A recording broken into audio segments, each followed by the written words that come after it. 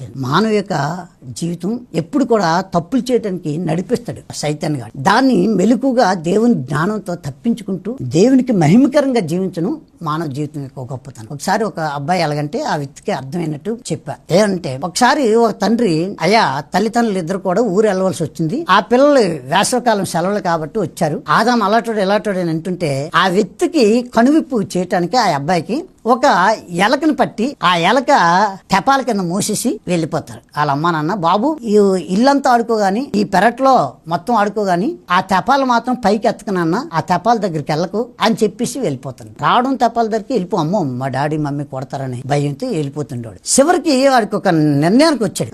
కొడితే కొట్టనే 2 దెబ్బలు కొట్టినా ఈ తెపాలు ఏం పెట్టారు చూడాలనుకుని ఆ వ్యక్తి ఏం చేసింటే ఆ తెపాలని ఎత్తి చూశాడు. ఇలాగ ఎత్తేసరికి అది ఎలక పారిపోయింది. తల్లిదండ్రులు వచ్చారు, ఏరా తెపాలు తీసావా? తీసాను డాడీ. ఏముంది? ఎలకుంది, పారిపోయింది అని చెప్పి. చూసా, ఏదైతే చెయ్యొద్దని చెప్తాడో అదే చెయ్యాలని మనస్తత్వం కలిగిన వ్యక్తులండి మానవ జీవితం.